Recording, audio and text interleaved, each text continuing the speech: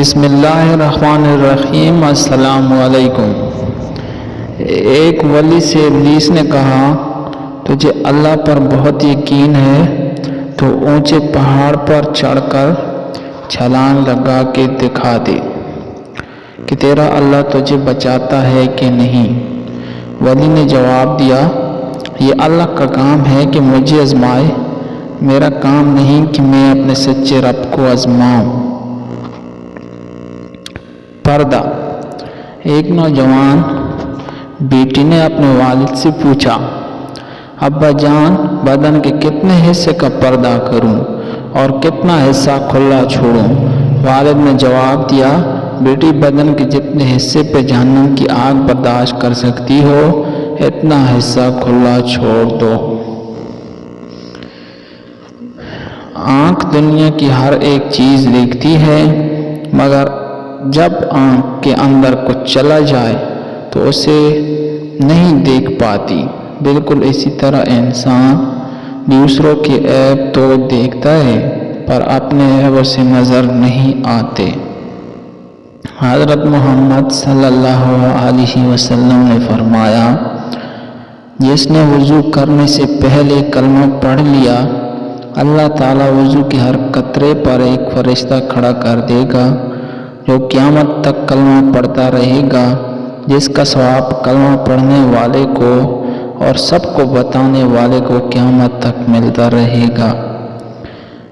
رسول اللہ صلی اللہ علیہ وسلم نے ارشاد فرمایا، اللہ تعالیٰ کے لیے بعض لوگ ایسے ہیں جیسے کسی کے گھر کے خاص لوگ ہوتے ہیں۔ صحابہ رضی اللہ نے عرض کیا، وہ کون لوگ ہیں؟ ارشاد فرمایا، قرآن شریف والے کہ وہ اللہ والے اور اس کے خاص لوگ ہیں۔ توبہ ایسا دروازہ ہے جو موت کی ہچکی تک کھلا رہتا ہے۔ دعا ایسا عمل ہے جو تقدیر کو بھی مات دے سکتا ہے۔ ضمیر ایسا ساتھی ہے جو ہمیشہ حق کی راہ دکھاتا ہے۔ باس۔ حضرت علی رضی اللہ عنہ نے فرمایا، کالے کپڑے نہ پہنو کیونکہ یہ فرعون کا لباس تھا۔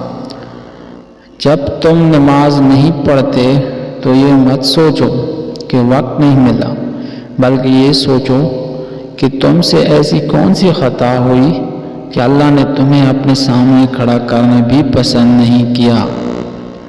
حضرت علی فرماتے ہیں کہ دوستی اور محبت ان سے کرو جو نبھانا جانتے ہو، نفرت ان سے کرو جو بھلانا جانتے ہو، غصہ ان سے کرو جو منانا جانتے ہو۔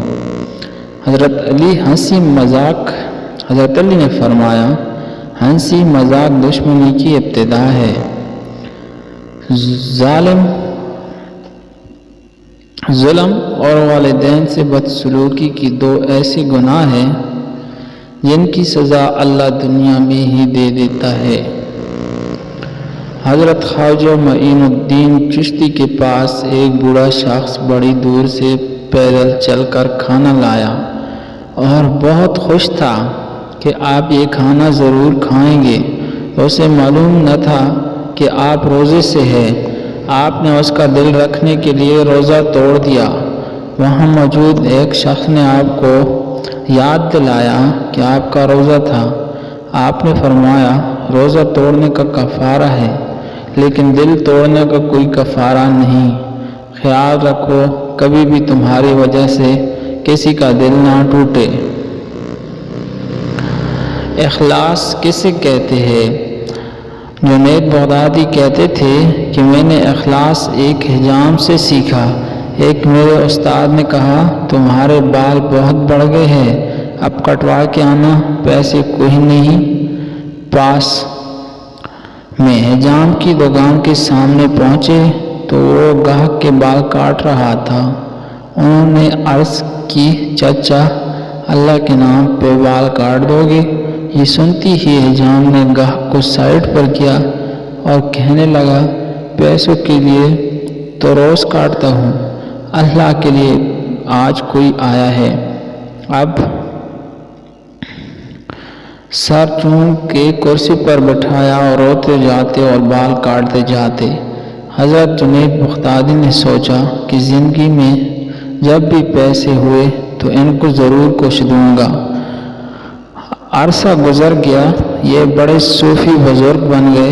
एक दिन मिलने के लिए गए, वाक़या याद दिलाया और कुछ रकम पेश की तो हजाम कहने लगा, जुनैद तू इतना बड़ा सूफ़ी हो गया, तुझे इतना नहीं पता चला कि जो काम अल्लाह के लिए किया जाएगा इसका बदला मखलूक से नहीं लेते। तो नाज़रीन, आज की वीडियो आपको पसंद आई हो तो मेरे इस चैनल को सब्सक्राइब कर लें और इंशाल्लाह फिर नेक्स्ट वीडियो में मिलेंगे। तब तक अपना बहुत सारा ख्याल रखिए। अल्लाह हाफ़िज़।